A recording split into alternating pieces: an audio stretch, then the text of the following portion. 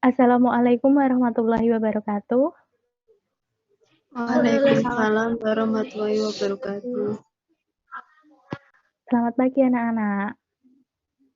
Pagi, Bu. Pagi, Bu. Apa kabarnya hari ini? Alhamdulillah baik. Alhamdulillah. Nah, sebelum masuk ke pembelajaran kali ini, alangkah baiknya kita berdoa menurut agama dan kepercayaan masing-masing ya. Berdoa dipersilahkan.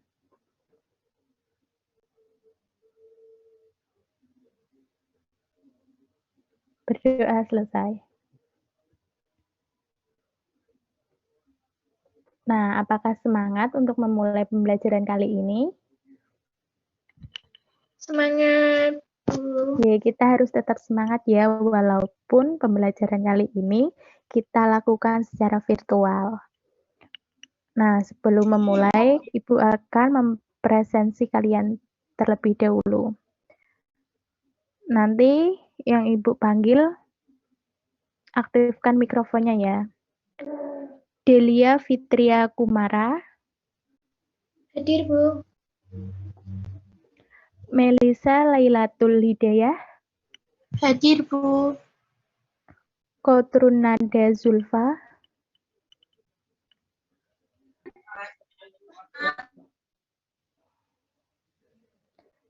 Yeni Yuliana Putri.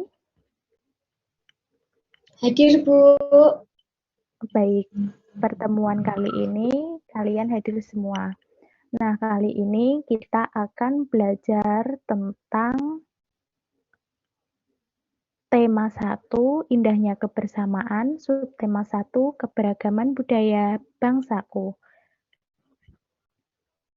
Nah, sebelumnya Ibu izin untuk share screen materi terlebih dahulu ya. Ya, Bu.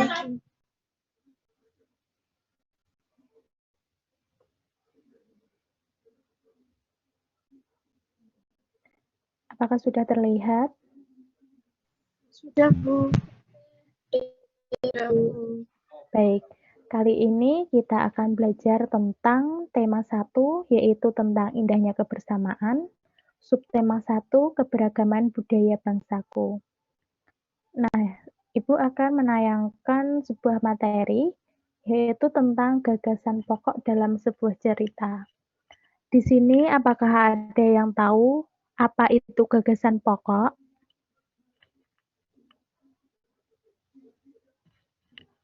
Belum ada yang tahu? Belum, Bu. Belum, Bu. Nah, setiap bacaan biasanya terdiri atas beberapa paragraf. Setiap paragraf memiliki gagasan pokok yang didukung oleh gagasan pendukung.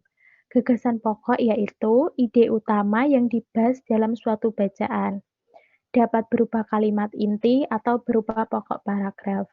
Nah, gagasan pokok itu biasanya berada di awal kalimat atau di akhir kalimat di dalam sebuah bacaan. Biasanya gagasan pokok itu tertera di awal sebuah cerita atau berada di akhir sebuah cerita. Dan sebagainya dari gagasan pokok tersebut yaitu gagasan pendukung. Sedangkan gagasan pendukung tersebut yaitu uraian atau tambahan informasi untuk gagasan pokok. Gagasan pendukung ini sebagai penjelas dari gagasan pokok tersebut. Nah, sampai sini apakah ada yang ingin ditanyakan mengenai gagasan pokok? Belum, Oke, Bu. Ibu lanjut ya. Nah, cara menentukan gagasan pokok tersebut yaitu ada 1. Bacalah teks dengan seksama. 2. Temukan kalimat utama. 3. Temukan unsur inti dari kalimat utama. Dan yang terakhir yaitu menentukan unsur inti kalimat utama atau sama dengan gagasan pokok. Nah, di sini Ibu akan menayangkan sebuah cerita. Silahkan Mbak Kotrunada bisa membacanya untuk paragraf 1.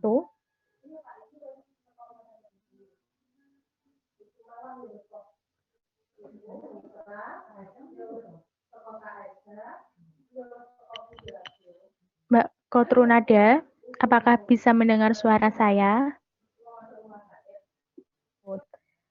Silahkan Mbak Yeni bisa membacakan untuk yang paragraf 1.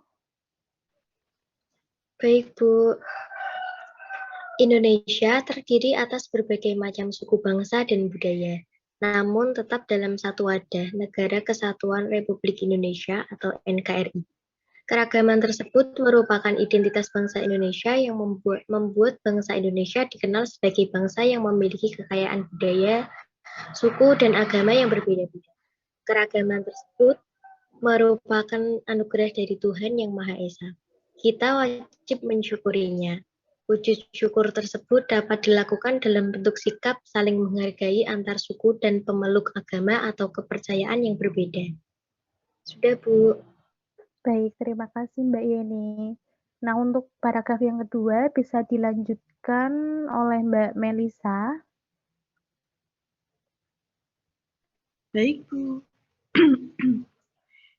Indonesia juga kaya akan jenis alat musik. Contoh alat musik yang dimiliki oleh berbagai suku di Indonesia.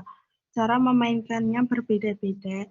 Kecapi yang berasal dari Jawa Barat dimainkan dengan cara dipetik. Angklung yang berasal dari Jawa Barat dimainkan dengan cara digoyangkan. Saluang yang berasal dari Sumatera Barat dimainkan dengan cara ditiup. Kendang yang berasal dari Jawa Barat dan tifa dari Papua dimainkan dengan cara dipukul. Sudah, Bu. Baik, terima kasih anak-anak semua. Nah, dari bacaan ini kita dapat menentukan mana yang gagasan pokok dan mana yang gagasan penjelas. Nah, sekarang Ibu tanya, kan kita tadi sudah mempelajari tentang cara bagaimana menentukan gagasan pokok dalam sebuah cerita dan mana gagasan pendukung dalam cerita tersebut. Sekarang Ibu mau tanya kepada Mbak Kotrunada, dari bacaan tersebut, mana yang termasuk gagasan pokok? Coba sebutkan. Yang paragraf pertama ya, Bu. Iya, yang paragraf pertama. Gagasan pokoknya yaitu Indonesia terdiri atas berbagai macam suku bangsa dan budaya, namun tetap dalam satu wadah Negara Kesatuan Republik Indonesia atau disingkat NKRI. Sudah, Bu. Baik sekali. Terima kasih untuk Mbak Kotrunada. Nah, itu tadi yang kalimat pertama pada paragraf pertama merupakan gagasan pokok dari sebuah cerita tersebut. Nah, sekarang sebutkan dari bacaan tersebut mana yang termasuk gagasan atau gagasan penjelas dari cerita tersebut. Ayo, siapa yang bisa?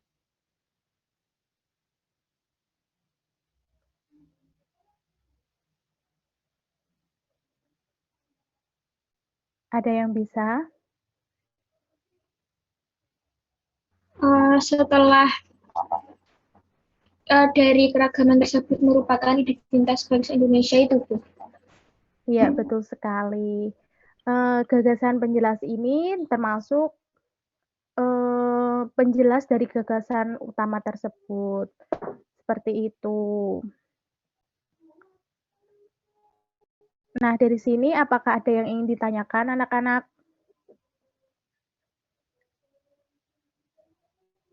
Mengenai materi gagasan pokok dalam sebuah cerita.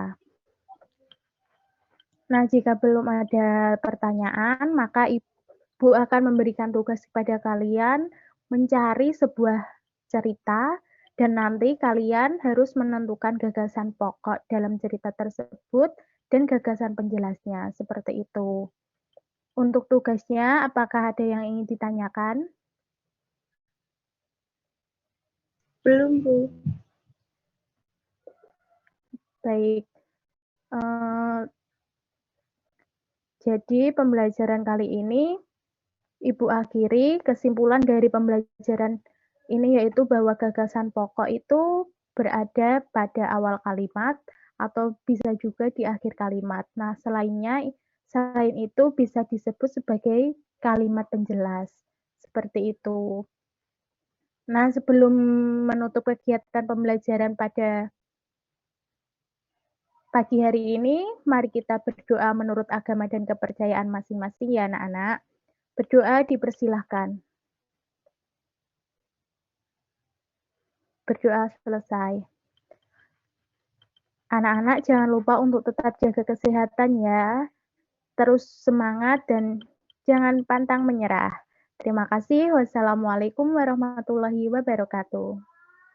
Waalaikumsalam warahmatullahi wabarakatuh. Terima kasih, Bu. Ya, sama-sama.